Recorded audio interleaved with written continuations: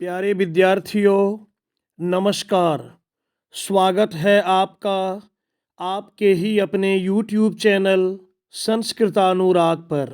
विद्यार्थियों, आज मैं NCERT द्वारा संचालित 8वीं कक्षा की संस्कृत की पाठ्य पुस्तक रुचिरा तृतीयो भाग के चतुर्थः पाठः सदैव पुरतो निधेहि चरणम का प्रश्नोत्तर कार्य लिखित रूप में प्रस्तुत करने जा रहा हूँ।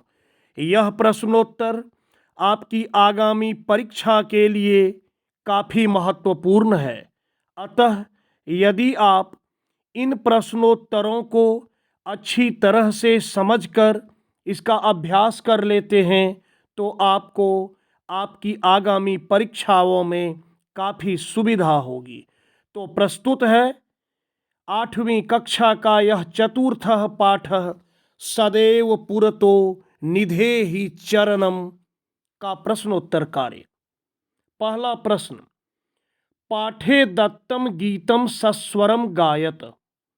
कहा गया है कि पाठ में दिए गए गीत को सस्वर गाइए। तो विद्यार्थियों, आप इस पाठ के गीतों का गायन सस्वर करने का अभ्यास कीजिएगा। सस्वर का अर्थ होता है स्वर के साथ या सुर के साथ। दूसरा प्रश्न, अधोलिखितानां प्रश्नानां उत्तराणि एक पदेन लिखत। नीचे लिखे गए प्रश्नों के उत्तर एक पद में लिखें। One word answer. देखिए, पहला प्रश्न, स्वकीयम साधनम किम भवति। अपना साधन क्या होता है? इसका उत्तर होगा बलम। दूसरा प्रश्न है, पथि के विषमाः प्रखराः। रास्ते में कौन विषम और प्रखर हैं? इसका उत्तर होगा पाषाणाः। पाषाण कहते हैं पत्थरों को। अगला प्रश्न है, सततम किम करणीयम। सततम हमेशा या लगातार क्या करना चाहिए? इसका उत्तर होगा ध्येय स्मरणम। उसके बाद, एतस्य गीतस्य रचयिता कः। इस गीत के रचयिता कौन हैं? रचनाकार कौन हैं? इसका उत्तर होगा श्रीधर भास्कर वर्णेकर। इसके रचयिता हैं श्रीधर भास्कर वर्णेकर। अगला प्रश्न है, सह कीदृशः कवि मन्यते। वह कैसे कवि माने जाते हैं? इसका उत्तर होगा राष्ट्रवादी, क्योंकि श्रीधर भास्कर वर्णेकर राष्ट्रवादी कवि कहलाते हैं। अगला प्रश्न, मंजूषातः क्रियापदानि चित्वा रिक्त स्थानानि पूरयत। मंजूषा से क्रियापदों को चुनकर रिक्त स्थानों को पूरा करें। क्रियापद अर्थात वर्ब को आपको चुनना है। देखिए, एक उदाहरण दिया है, त्वम पुरतः चरणम, तो इसमें हुआ है निधेहि। अब देखिए, त्वम विद्यालयम, यहां होगा चल, तुम विद्यालय चलो। उसके बाद, राष्ट्रे अनुरक्तिम विधेहि।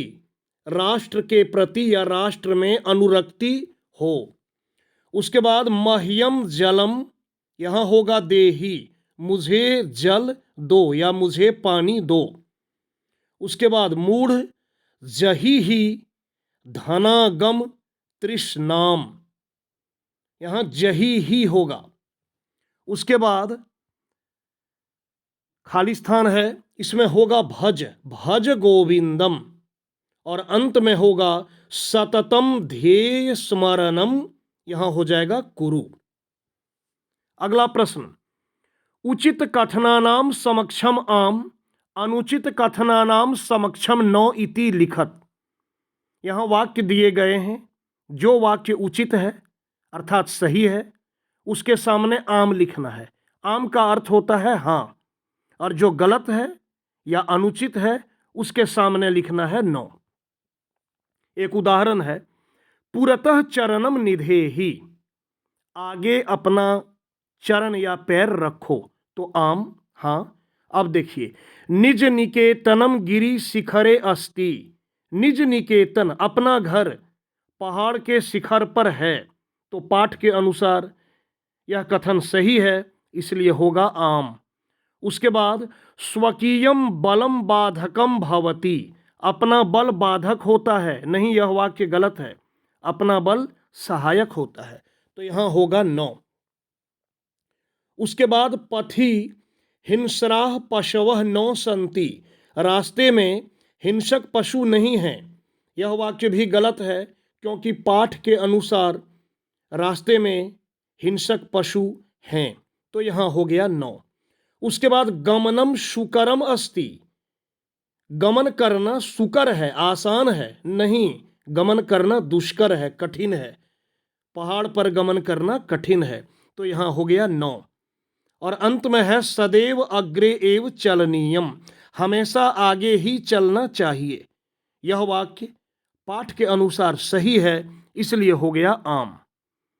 अब देखिए इसी का दूसरा खंड, वाक्य रचनया अर्थ भेदम स्पष्टी कुरुत, शब्द दिया है, वाक्य की रचना करके अर्थ का भेद स्पष्ट कीजिए। देखिए है परितः, तो परितः मतलब होता है चारों ओर।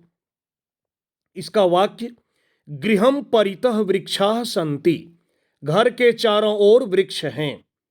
उसके बाद पुरतः, पुरतः मतलब होता है आगे या सामने, तो विद्यालयस्य पुरतः क्रीड़ा क्षेत्रम अस्ति, विद्यालय के आगे या विद्यालय के सामने खेल का मैदान है। विद्यार्थियों, यहां मैं स्पष्ट कर देना चाहता हूं कि मैं जो वाक्य बता रहा हूं यह कोई जरूरी नहीं है कि यही वाक्य होगा, यह वाक्य तो सही है, लेकिन आप इसी प्रकार दूसरा वाक्य भी बना सकते हैं। इसकी कोई बाध्यता नहीं है कि आपकी परीक्षा में यदि यह प्रश्न आए तो आप हूबहू यही लिखें जो मैं यहां बता रहा हूं, यह कोई आवश्यक नहीं है। देखिए अगला नगह, नग का अर्थ होता है पहाड़ या पर्वत, तो पर्वतराज हिमालय एक प्रसिद्ध नगः अस्ति, पर्वतराज हिमालय एक प्रसिद्ध नग है या पहाड़ है।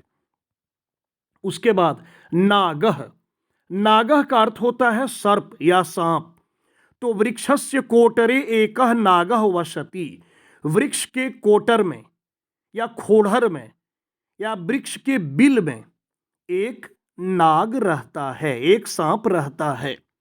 आरोहणम, आरोहणम का अर्थ होता है चढ़ना, पर्वतस्य ऊपरी आरोहणम दुष्करम भवति, आप दुष्करम लिख सकते हैं या फिर कठिनम लिखिए, मैं यहां दोनों लिख दिया हूं। तो पर्वतस्य ऊपरी आरोहणम दुष्करम या कठिनम भवति। उसके बाद अवरोहणम, अवरोहणम का अर्थ होता है उतरना, पर्वतात अवरोहणम सुकरम भवति, पहाड़ से उतरना आसान होता है, चढ़ना बहुत कठिन होता है किंतु उतरना आसान होता है। उसके बाद विषमाः, विषम कहते हैं असमान, तो पर्वतस्य मार्गे विषमाः पाषाणाः भवन्ति, पर्वत के रास्ते में या पहाड़ के रास्ते में विषम पाषाण अर्थात पत्थर होते हैं। और अंत में है समाह, समाह मतलब समान, शिक्षकाय कृते सर्वे छात्राः समाः सन्ति, शिक्षक के लिए सभी छात्र समान हैं।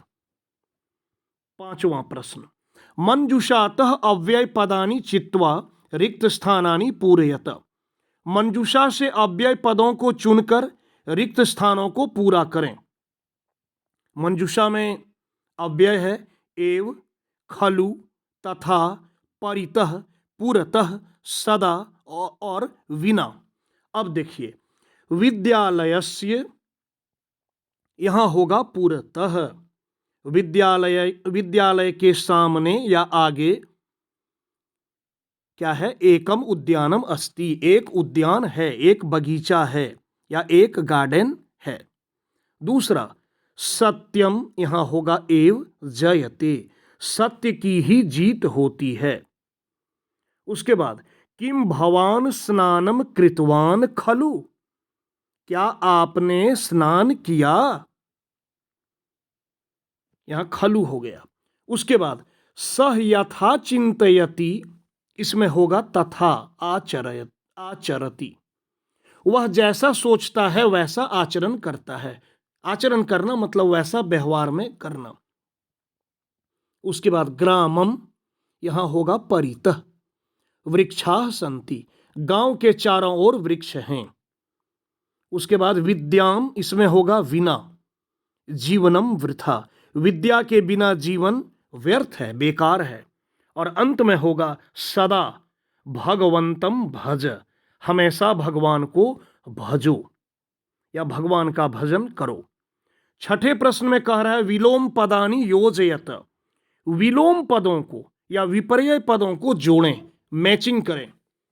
पूरतः, इधर है विरक्ति, फिर है स्वकीयम, आगमनम, भीति, पृष्ठतः, अनुरक्ति, परकीयम, गमनम, साहस। अब देखिए इसका सही उत्तर क्या होगा। तो पूरतः, पूरतः मतलब आगे या सामने, इसका हो गया पृष्ठतः, पीछे। स्वकीयम अपना, परकीयम पराये का। भीति, भीति डर, इसका हो गया साहस। अनुरक्ति किसी के प्रति अट्रैक्शन, अटैचमेंट, तो विरक्ति। और गमनम मतलब जाना, तो हो गया आगमनम, आना। सातवां प्रश्न, लट लकार पदेभ्यः लोट विधिलिंग लकार पदानाम निर्माणम कुरुत। लट लकार का पद दिया हुआ है, इसको लोट और विधिलिंग लकार में परिवर्तन करना है। उदाहरण एक दिया है पठति, इसका लोट लकार में हो गया पठतु और विधिलिंग में हो गया पठेत। अब देखिए खेलसी, तो लोट लकार में हो गया खेल और विधिलिंग में हो गया खेलेह। उसके बाद खादंती, इसका लोट लकार में हो गया खादंतु और विधिलिंग लकार में हो गया खादेयुः। फिर है पिबामी, इसका लोट लकार में हो गया पिबानी और विधिलिंग लकार में हो गया पिबेयम। उसके बाद है हसतः, लोट लकार में हो गया हसताम और विधिलिंग लकार में हो गया हसेताम। उसके बाद है नयामः, लोट लकार में हो गया नयाम और विधिलिंग लकार में हो गया नयेम। इसी का आखंड, अधोलिखितानि पदानि निर्देशानुसारम परिवर्तयत, नीचे लिखे गए पदों को जैसा निर्देश दिया गया है उसके अनुसार परिवर्तित करें। एक उदाहरण है गिरि शिखर, इसको परिवर्तित करना है सप्तमी एक वचन में, तो हो गया गिरि शिखरे।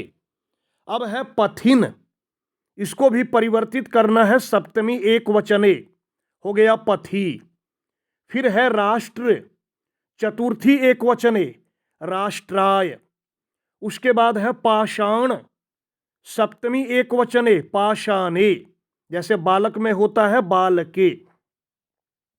फिर है यान, द्वितीया बहुवचने, इसका हो गया यानानि। उसके बाद है शक्ति, प्रथमा एक वचने, इसका हो गया शक्ति। और अंत में है पशु, सप्तमी बहुवचने, इसका हो गया पशुषु। तो प्यारे विद्यार्थियों, ये था आज के इस पाठ का प्रश्नोत्तर कार्य, जिसे मैंने आपकी सुविधा के लिए लिखित रूप में प्रस्तुत करने का कार्य किया, ताकि आपको लिखने में किसी भी प्रकार की कोई गलती न हो, आसानी से आप समझ सकें। तो प्यारे विद्यार्थियों, अगर आपको आज का मेरा यह वीडियो पसंद आया हो तो कृपया इसे आप लाइक, कमेंट एवं शेयर करके मुझे प्रोत्साहित करने का कार्य करें, ताकि आगे आपके लिए मैं और भी बेहतर एवं उपयोगी वीडियो बनाने का कार्य करता रहूं। साथ ही मेरे इस चैनल संस्कृतानुराग को यदि आप अब तक सब्सक्राइब नहीं किए हैं तो इसे आप अवश्य सब्सक्राइब कर लें एवं नोटिफिकेशन को भी ऑन कर लें, ताकि मेरे द्वारा इस चैनल पर अपलोड किए गए प्रत्येक वीडियो की सूचना सर्वप्रथम आपको प्राप्त हो सके। तो आज के लिए इतना ही। सबों को मेरी ओर से बहुत बहुत धन्यवाद।